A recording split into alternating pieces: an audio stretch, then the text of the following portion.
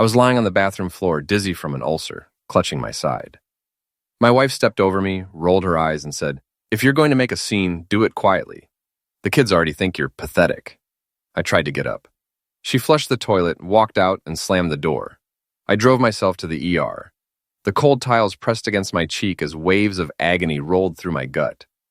Metallic-tasting bile filled my mouth, sharp and bitter like copper pennies. Jenna's designer heels had clicked past my head like I was a piece of furniture that had fallen over, not worth picking up. Just an inconvenience blocking her path to the bedroom. "Daddy?" My 8-year-old daughter Emma's voice drifted through the door. "Are you okay?"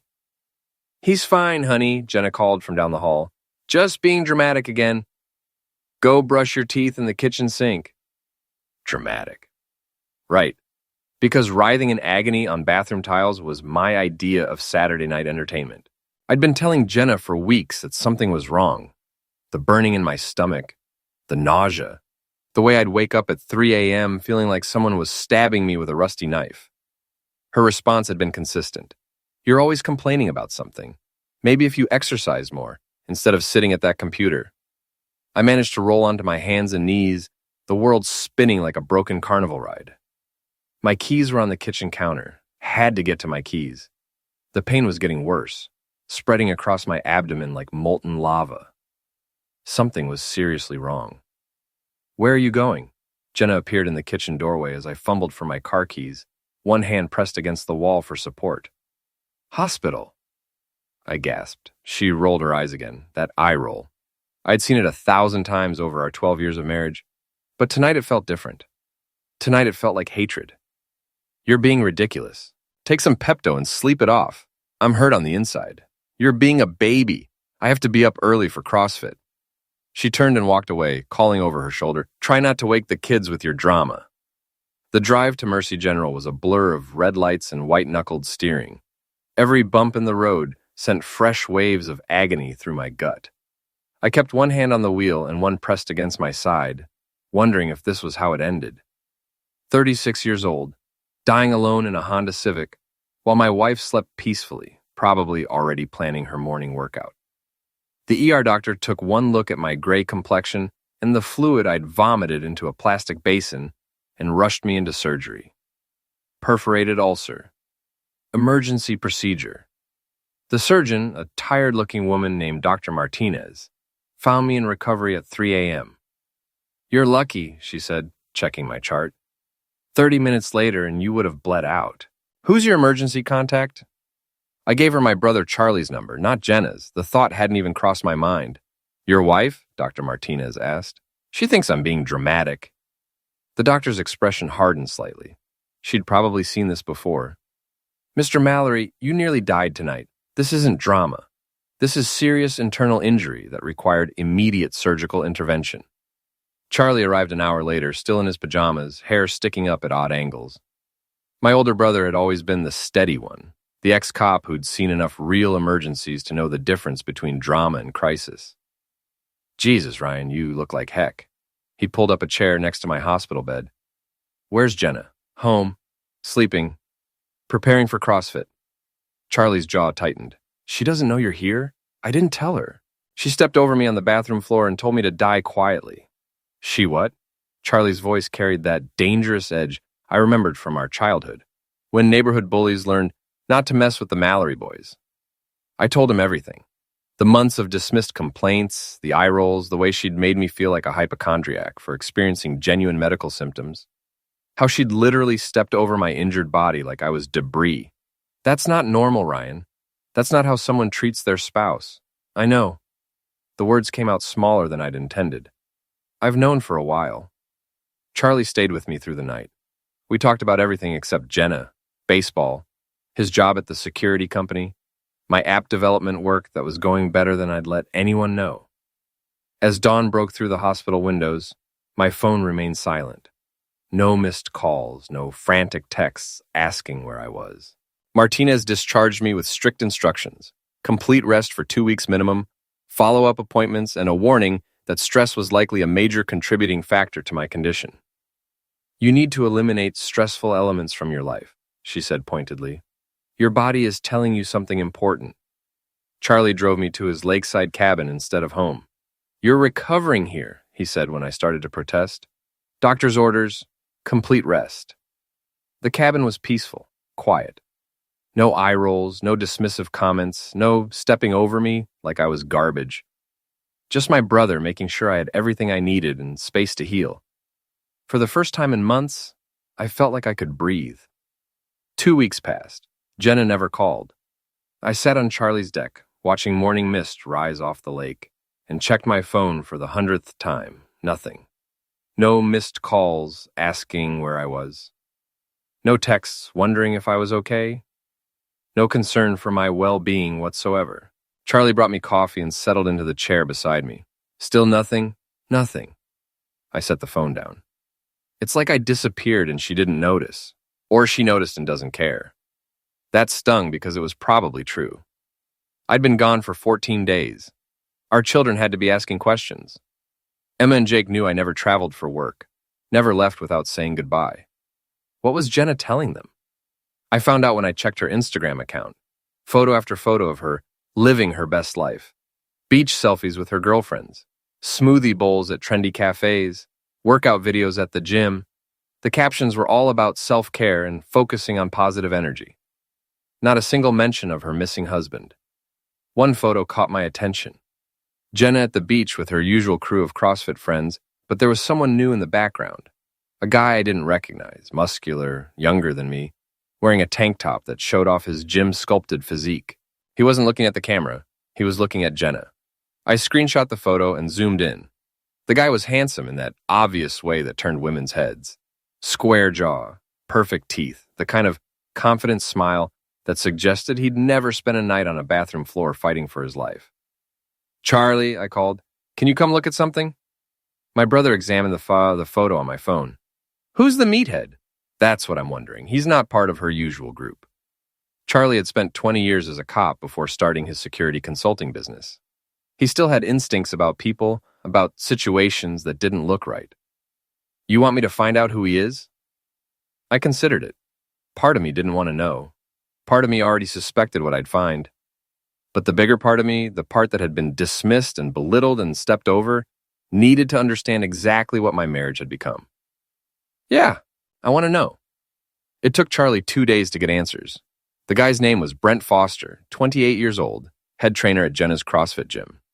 Single, popular with the female clientele, known for personal attention to his favorite members. How personal? I asked. Charlie's expression was grim. The kind that happens after hours. What Jenna didn't know, what I'd never told her, was that I wasn't the struggling middle manager she constantly mocked. For the past 5 years, I'd been quietly building an app development company through Charlie's name and business connections. My financial software had been licensed to 3 major corporations. I was worth $8.2 million. I'd let Jenna believe we were barely scraping by because her spending habits were already out of control. Every time she got access to money, it disappeared on designer clothes, expensive dinners, and gym memberships we couldn't afford. So I'd created a careful fiction. The struggling husband, the man who couldn't provide the lifestyle she wanted, the disappointing spouse she had to manage and criticize. Meanwhile, I'd been building wealth she knew nothing about. Why didn't you ever tell her? Charlie asked as we sat in his living room planning my next moves. Because she would have spent it all, every penny, and then blamed me when it was gone. From my laptop, I accessed accounts Jenna had never seen. Investment portfolios, business holdings, properties purchased through shell companies. I'd been preparing for this possibility for years, even if I hadn't admitted it to myself. Now I started documenting everything. Her spending patterns, her secret credit cards, her lies about where she went and who she was with. I hired a private investigator, one of Charlie's former colleagues, to follow her for a week. The report was damning. Jenna was meeting Brent Foster 3 times a week, always when the kids were at school or activities. Hotel visits, long lunches, shopping trips where he'd wait in her car while she maxed out credit cards I didn't know existed. She'd accumulated $124,000 in debt. Hidden accounts, store cards, personal loans. All in her name only, thanks to the prenup she'd mocked me for insisting on years ago. She's been living a double life, the investigator told me. The suburban mom and wife during the day, and something else entirely when you're at work. But the most damaging information came from the kids' school. I'd asked the investigator to check on Emma and Jake, make sure they were okay while I was recovering. What he found broke my heart. Both children had been meeting with the school counselor. Emma had told her that, "Mommy says Daddy is worthless and embarrassing." Jake had stopped mentioning me in class discussions about families. When asked to draw a picture of his family for art class, he'd drawn himself, his sister, and his mother. No father. "She's been poisoning them against you," Charlie said after reading the report. "Systematically turning your own kids against you while carrying on an affair." I stared at Jake's family drawing, at the empty space where I should have been. "She stepped over me on the bathroom floor and told me to die quietly. I should have known then. You know now. Question is, what are you going to do about it?" I came home after 3 weeks. Jenna was in the kitchen wearing workout clothes, preparing her post-gym smoothie. She looked up when I walked in, and for a moment I saw something flicker across her face. Surprise? Guilt? It was gone too quickly to identify. "Where have you been?" she demanded. "You can't just disappear without telling anyone." "I was in the hospital, emergency surgery, nearly died." She blinked, processing this information. "You're being dramatic. If it was serious, someone would have called me. I didn't list you as my emergency contact." That stopped her. The smoothie blender went quiet. "What do you mean?" "I mean, when they asked who to call if I died on the operating table, I gave them Charlie's number, not yours." Her face flushed red. "That's ridiculous. I'm your wife. You're the person who stepped over me lying on the bathroom floor in medical crisis and told me to die quietly. So no, you weren't my first choice for emergency contact." I pulled out my phone and started recording. This was going to be important later. "You can't just record me," Jenna snapped. "Actually, I can. Single-party consent state. I can record any conversation I'm part of." I kept the phone visible, recording her reaction. "Now, would you like to explain where you've been the past 3 weeks while I was recovering from life-threatening surgery?" "I've been taking care of our children. Someone has to be the responsible parent." "Taking care of them?" "Emma told her school counselor that you said I was worthless and embarrassing. Jake drew a family picture without me in it. That's your idea of taking care of them?" The flush deepened. "You're twisting things, making me sound like the bad guy. I'm not making you sound like anything. I'm just repeating what you said and did." She slammed her smoothie glass down on the counter. "Fine, you want to play games? I want a divorce. I'm done pretending this marriage works." I nodded calmly. "Okay." That wasn't the response she'd expected. Jenna had spent 12 years training me to beg, to apologize, to desperately try to fix things whenever she threatened to leave. She'd expected panic, promises, pleas for another chance. Instead, she got agreement. "Okay," she repeated. "Okay, we'll get divorced. I'll call my lawyer tomorrow." "Your lawyer?" She laughed, but it sounded forced. "What lawyer? We can't afford a lawyer. I can afford whatever lawyer I need." Something in my tone made her pause. For the first time in our conversation, she looked uncertain. "What's that supposed to mean?" "It means you don't know as much about our financial situation as you think you do." The next morning, while Jenna was at the gym, I made a series of phone calls that would change everything. First, to my lawyer. All business assets were already protected in Charlie's name, but I wanted the house transferred to a trust immediately. The house was in my name only. I'd bought it before our marriage, with money from my first software sale. The prenup Jenna had signed made her responsible for her own debts. Second, to the bank. I froze all joint accounts and removed Jenna's access to anything connected to my actual income. She could keep the checking account she used for household expenses, but her pipeline to unlimited spending was cut off. Third, to the credit card companies. I wanted a complete report of every account associated with our address or Jenna's social security number. The results were staggering. 14 credit cards I'd never seen. Store accounts at every major retailer. Personal loans from 3 different companies. The total debt was actually higher than my investigator had found. $57,000. All in Jenna's name. All her legal responsibility. My lawyer, David Chen, reviewed everything over lunch. She can't touch your business assets or the house. The prenup is ironclad, but Ryan, this debt situation, she's been living way beyond any reasonable means. What was she thinking? She was thinking I'd always be there to bail her out, that I'd work harder, earn more, sacrifice whatever was necessary to maintain her lifestyle. And the affair? I showed him the investigator's photos. Jenna and Brent Foster entering hotels, sitting in her car in secluded parking lots, shopping together while her husband recovered from emergency surgery. This helps with custody, David said. Adultery, financial irresponsibility, emotional misuse of the children. We can build a strong case. I want full custody. That's ambitious. Courts usually prefer joint custody. Look at this. I showed him Emma's counselor reports, Jake's family drawing, the school's documentation of both children's anxiety and behavioral changes. She's been systematically turning them against me while carrying on an affair. That's parental alienation. David studied the documents carefully. This is actually quite serious. We might have a real shot at full custody with supervised visitation for her. That afternoon, Jenna came home from the gym in a rage. Her credit cards had been declined. Her bank account was frozen.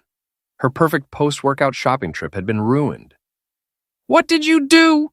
she screamed. "I protected our assets during divorce proceedings. Standard procedure. You can't just cut me off from money. I can't cut you off from your money, but I can protect my money." "Your money? Everything we have is ours." I handed her a folder.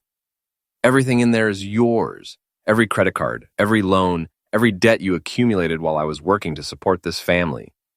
It's all in your name, all your legal responsibility." She flipped through the statements, her face going pale. Some of these aren't even mine. They're all yours. Your signature, your social security number, your credit applications. But I can't pay these. The minimum payments alone are more than I make. That sounds like a problem you should have considered before accumulating the debt. You're my husband. You have to help me. Actually, I don't. We're getting divorced, remember? You made that decision yesterday. While Jenna panicked about her financial situation, I was orchestrating something much more devastating: the systematic destruction of her social world. Brent Foster was married. His wife Candace worked in human resources at the school district where Jenna had a part-time administrative job. They'd been married for 3 years, trying to have children, presenting themselves as the perfect young couple. I sent Candace an anonymous package. Photos of Brent and Jenna together, hotel receipts showing his credit card payments, text message screenshots that my investigator had obtained through methods I didn't ask about. The evidence was overwhelming and undeniable. Candace confronted Brent that evening. Their fight was loud enough that neighbors called the police. By morning, half the town knew that the popular CrossFit trainer was cheating on his wife with a married mother of 2. The CrossFit gym was a tight community. Jenna's social circle revolved around it entirely. When news of the affair spread, the reaction was swift and brutal. These women had known Candace for years, had celebrated her wedding, had supported her through fertility struggles. Jenna became an instant pariah. Her best friend Maya called me directly. "Ryan, I'm so sorry. We had no idea what Jenna was doing. This is awful." "I appreciate that, Maya. We all feel terrible. The way she talked about you made it sound like you were this terrible husband. And meanwhile, she was cheating with Brent. We're all disgusted." Maya had been Jenna's closest ally for years. If she was turning against Jenna, the social isolation would be complete. "She's been telling people you're controlling," Maya continued, making herself sound like the victim. "But now, you were in the hospital and she was with Brent? That's just sick." When Jenna went to the gym the next day, she found herself completely ostracized. Women she'd considered friends turned their backs. Her workout partners found excuses to train elsewhere. Brent had been fired, banned from the premises, his reputation destroyed. She came home in tears, something I hadn't seen in years. "They're all against me," she sobbed. "My friends, the gym, everyone. They're acting like I'm some kind of monster." Maybe because you committed adultery while your husband was recovering from emergency surgery. It wasn't like that.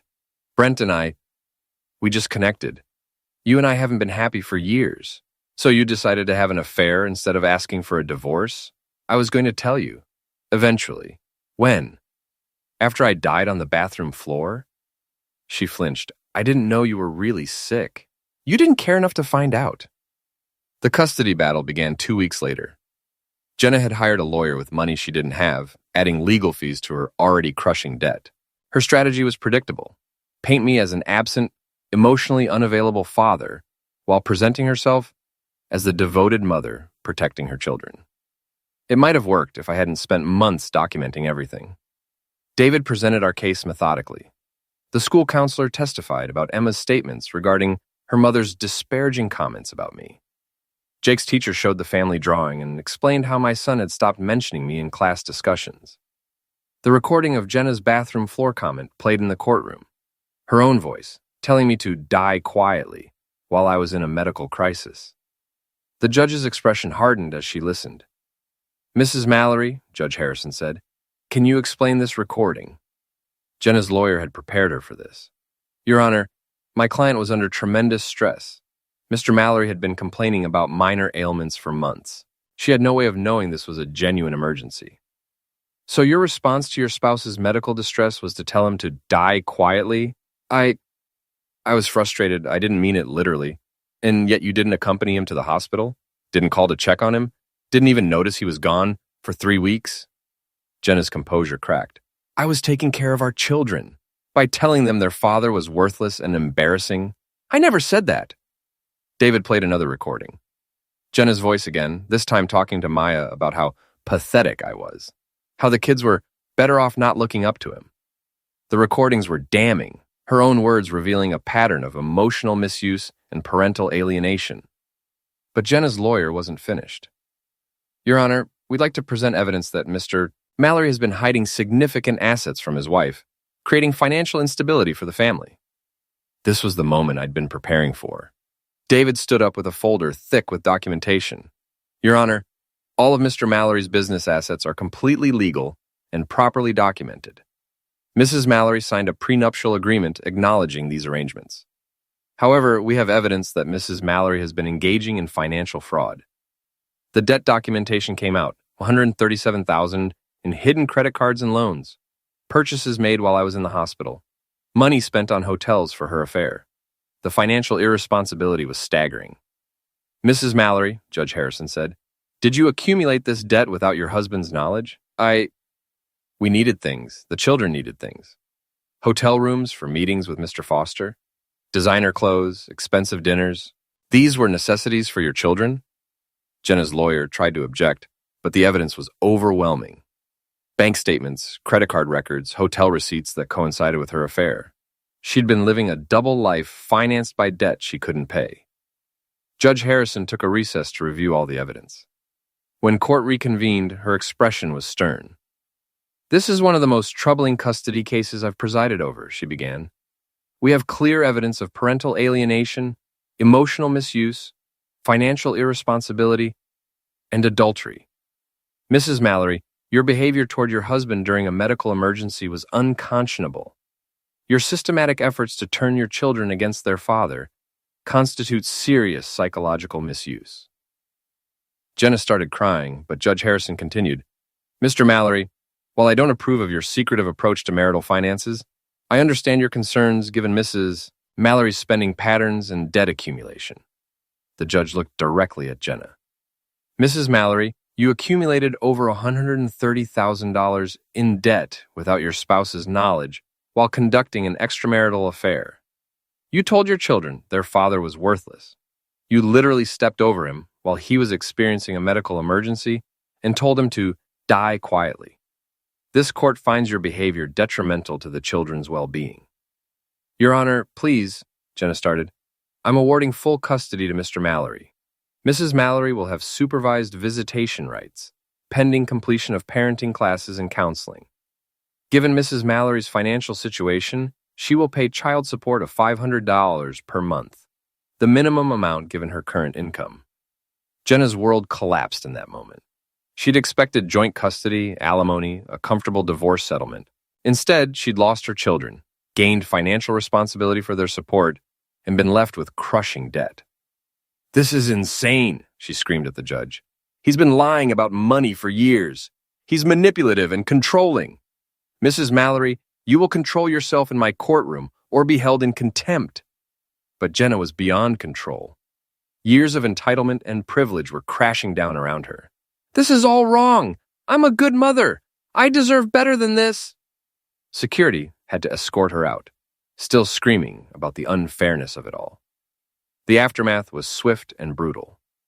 Candace Foster, armed with evidence of Brent's affair, filed for divorce and sued both him and Jenna for alienation of affection.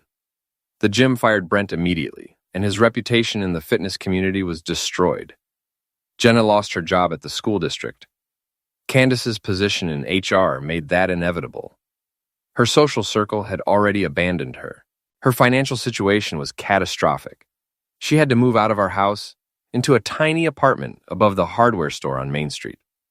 The children adjusted better than I'd expected. Emma stopped having anxiety attacks. Jake started drawing pictures that included me again. They visited Jenna on supervised weekends, but the visits were awkward and strained.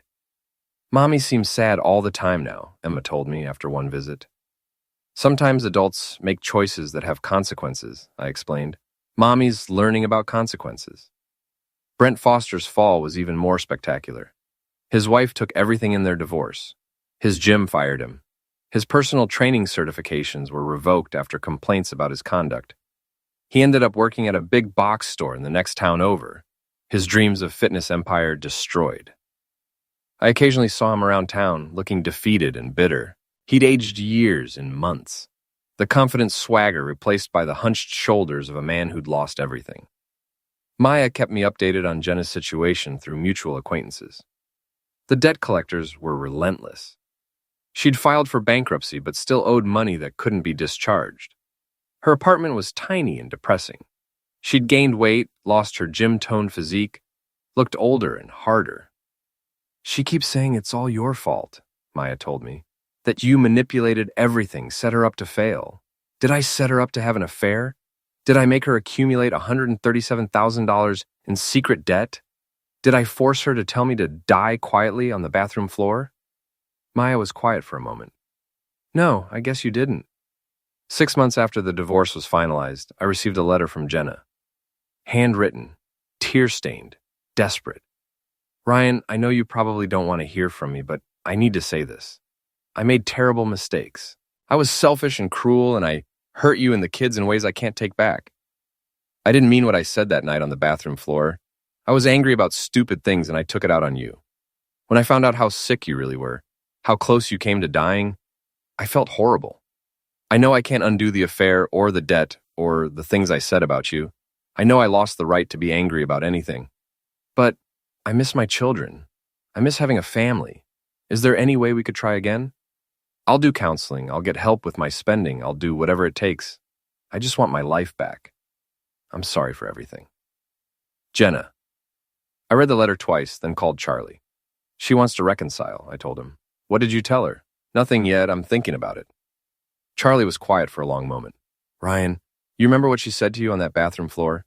You remember how she stepped over you like you were garbage? I remember. You remember how she poisoned your kids against you while she was screwing around with the gym trainer? I remember that too. Then you know what your answer should be. I folded the letter carefully and put it in a frame. Then I hung the frame on the bathroom wall right above the spot where I'd nearly bled to death while my wife told me to die quietly. It was a reminder, not of forgiveness or reconciliation, but of the moment I'd learned exactly what my marriage was worth to the person who'd promised to love me in sickness and in health. A year later, I was renovating the bathroom. New tiles, new fixtures, erasing the physical reminders of that night. Emma and Jake were helping, excited to pick out colors and designs. Why are we changing everything, Dad? Jake asked. I looked at the spot where I'd lain, barely conscious and in pain, where Jenna had stepped over me with such casual cruelty. Sometimes you need to replace broken things instead of trying to fix them. Was the bathroom broken? In a way. Emma found Jenna's framed letter while we were packing up the old decorations. What's this? Something your mother wrote me. She read it carefully, her young face serious. She says she's sorry. Yes, she does. Do you believe her? I considered the question. Did Jenna regret her actions? Probably. Was she sorry about the consequences? Absolutely.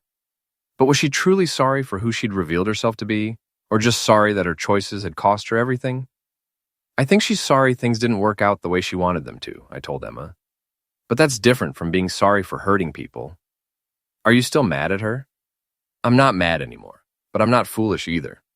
We finished the bathroom renovation that weekend. New tiles where I'd once collapsed in pain. New fixtures to replace the ones that had witnessed my wife's cruelty. New everything to match our new life. The framed letter went into a box in the attic along with other reminders of my marriage. Not thrown away, the children might want to understand their history someday, but removed from daily sight. That evening, as I tucked Emma and Jake into their beds in our peaceful house, I thought about the bathroom floor where I'd nearly died. The cold tiles, the metallic taste in my mouth, the sound of Jenna's heels clicking past my head. I'd survived that night, survived the surgery, survived the divorce and custody battle. More than survived, I'd won. My children were safe and happy, my business was thriving. My life was my own again. Jenna was living in a cramped apartment, working at a gas station, struggling to pay off debt that would follow her for years. Brent was stocking shelves and living with his parents, his dreams of fitness success destroyed. They'd both learned that actions have consequences, that cruelty has a price. Sometimes people asked if I felt guilty about how completely I dismantled their lives. The answer was simple. No. I'd simply documented their choices and let natural consequences unfold. They'd destroyed themselves. I'd just refused to be collateral damage.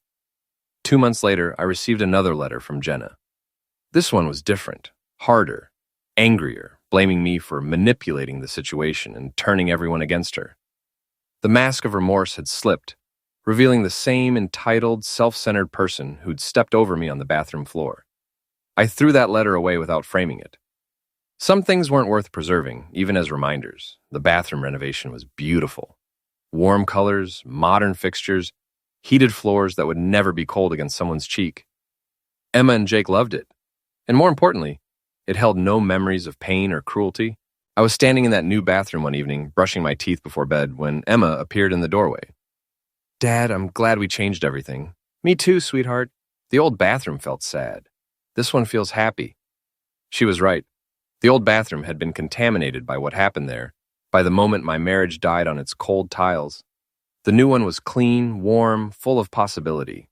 As I turned off the lights and headed to bed, I thought about Jenna's first letter one more time, her claim that she didn't mean what she'd said on the bathroom floor. But I knew better. In moments of crisis, people reveal who they really are. When I was in pain and completely vulnerable, when I needed compassion and help, Jenna had shown me her true self. She'd meant every word. And I'd never forget the floor where I didn't die, where I learned the truth about the person I'd married, where I found the strength to build a better life for my children and myself. That bathroom floor had been the end of one story and the beginning of another. The end of being stepped on, dismissed, and devalued. The beginning of standing up, fighting back, and winning. 2 months later, I heard through Maya that Jenna was dating someone new, another divorced dad she'd met at her bankruptcy lawyer's office. I felt sorry for him. He had no idea what he was getting into, what kind of person he was inviting into his life. But that wasn't my problem anymore. My problem had been solved the day I stopped trying to fix what was broken and started building something new instead. The bathroom renovation was complete. The divorce was final. The custody battle was won. My children were thriving. My business was successful. My life was peaceful. And Jenna was exactly where her choices had led her. Alone, broke, and facing the consequences of stepping over someone who turned out to be stronger than she'd ever imagined. The floor where I didn't die had taught me everything I needed to know about survival, about justice, and about the difference between being down and being defeated. I'd been down on those cold tiles, hurting and barely conscious. But I hadn't been defeated. And in the end, that made all the difference.